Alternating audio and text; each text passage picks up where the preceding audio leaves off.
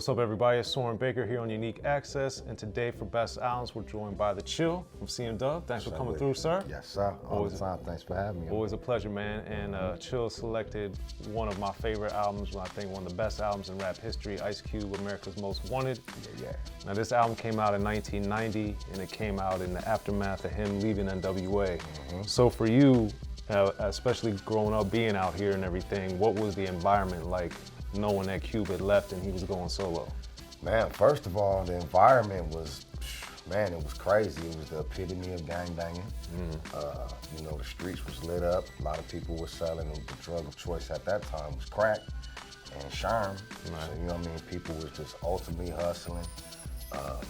Gangster rap was at its peak, you know what I mean, with groups like N.W.A. and, you know, Compton's Most Wanted, DJ Quick, Above the Law, you know what I mean? And I just felt like Cube was under pressure when he made that record.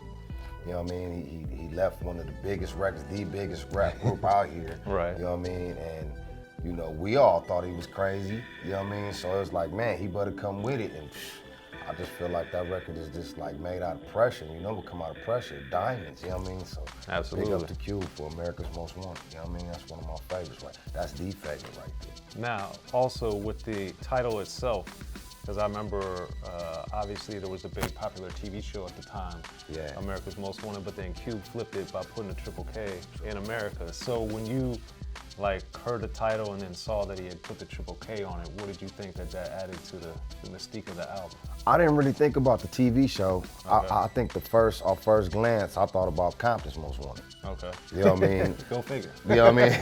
You know what I'm saying? I you know, back in those days, you know, I used to get CDs probably 2-3 weeks before they came out from the VIP in Compton. And my boy used to sell them to me, so I went up there, I'm like, what's up, what you got? He like, I got Cube. What? Shoot it, you know what I mean? I jumped in my Cutlass, and you know, back then I used to lean them in my Cutlass, sitting in the driveway, just flipping through the CD and reading the paper and who did this and who did what or whatever. So when I first seen it, I say, okay, 3 Ks. I'm like, all right, he on his blackness and he's doing this and he's doing that, that's cool. But I'm like, why you name it America's Most Wanted? We from Compton's Most Wanted, and that's the homie. I'm like, but it's all good, but you know what I'm saying? But I didn't think he bid it in that, and I knew he had a politically correct, you know, position in that or whatever. Just first glance, I thought it was Compton's Most Wanted. Gotcha. Anything with Most Wanted on it, I'm with it. You know what I mean? Except for the TV show. Yeah. Don't try to apprehend them. Don't try to hop in there. Right.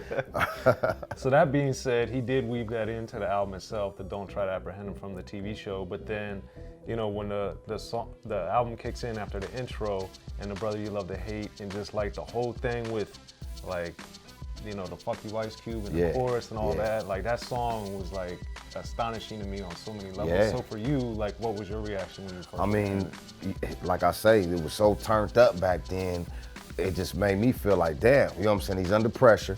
He come out with this record, the first jam, Nigga You Love to Hate, Fuck You Ice Cube, you know what I'm saying? I'm like, damn, dog, you know what I'm saying? Like, how could you top that? You know what I'm saying? He know the pressure, he know it's against him. The streets is against everybody watching him, you know what I mean? And then bam, first jam, come on after that dope ass intro. Right.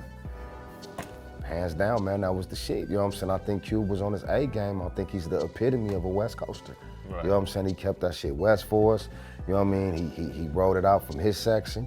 You know what I mean? And he got his own squad. He put the Lynch Mob on. I remember back in them days, man, you had everybody running around here with Lynch Mob jackets on that wasn't from the Lynch Mob. You know what I mean? The Lynch Mob was Cube, T-Bone, JD, Shorty, Jinx, Yo-Yo, you know what I mean? You know, and then, you know, it breaks down 3, Dazzy, you know what I'm saying, the homies, you know what I'm saying? So when you see other dudes walking around that you know is from Orange County, he like, yeah, I'm from the Lynch Mob. Like, yeah, if you say so, you know you got something, you know what I mean? When everybody's running around with your squad. Same thing with Rhyme Syndicate. Everybody was running around with Rhyme Syndicate hats on. So damn well they wasn't with Donald D, Ice-T. Yeah.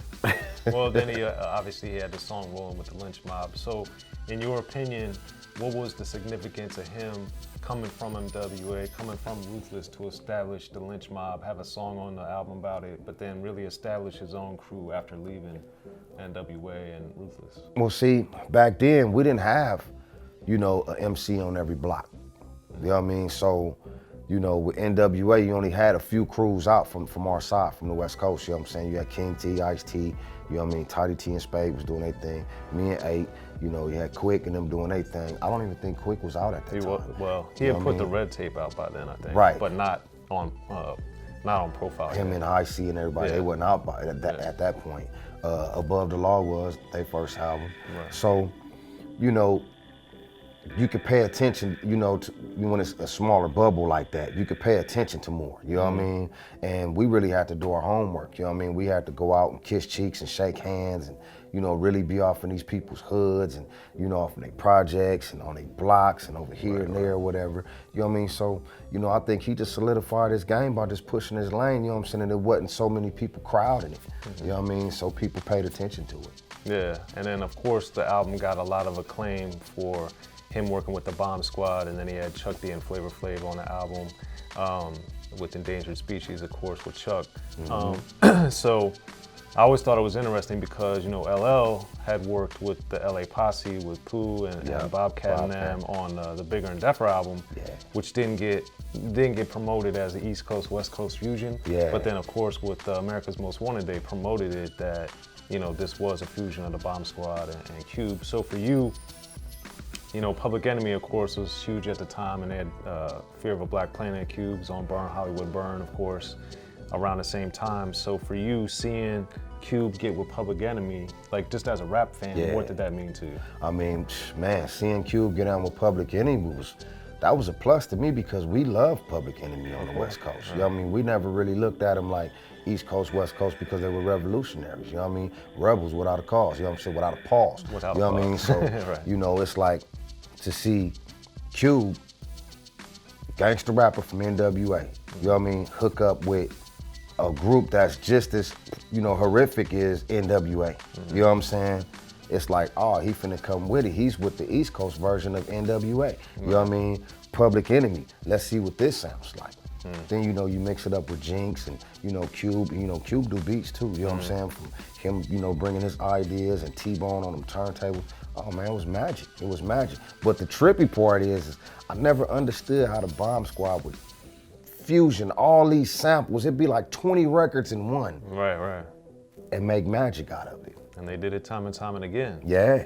And kind of with the sonic magic that was going on, as we get to the end of the album, you know, the Who's the Mac record, because the album starts off so strong and it's so energized and it's so political and all this other stuff, but then with Who's the Mac, sonically, it's such a different sounding song than a lot of the rest of the album. And then it obviously became a single and became big on its own right. So for you, as somebody that's, you know, invested in music in the way that you are, musically, especially with Who's the Mac, what did you think of the beat compared to like the rest of the album?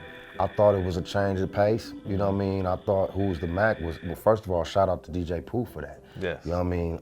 And in the video. And in the video, and in the video. You know He what was I mean? hilarious. So, you know, I think it was you know, when you at the club and you so turned up, you know what I mean? And you dancing, and you sweating, and you doing it, and then it's like, I need to go get something to drink. Then you go sip and get you a drink, and then that song come on, and that's when you look and you're like, oh yeah, that's the jam. I don't need to turn up. I need to just calm down and just bob to that.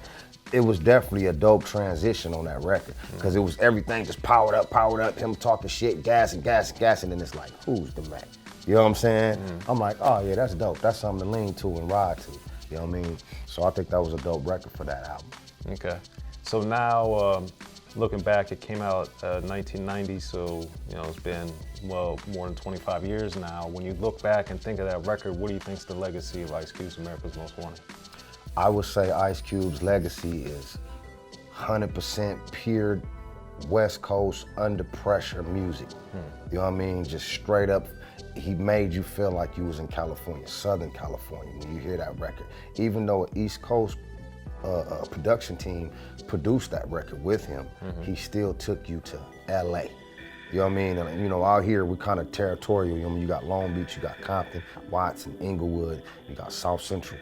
He made you feel like you was in South Central when you heard that record. You know what I mean? I know Watts and Compton, you know, really all the cities can, you know, appreciate it, you know what I'm saying? Because, you know, back in them days, if we was to drive to LA, it's like, well, shit, where we at? You know what I mean? What we doing on the way over here? This is too far. You know what I mean? But, you know, that was our window to South Central without driving to South Central.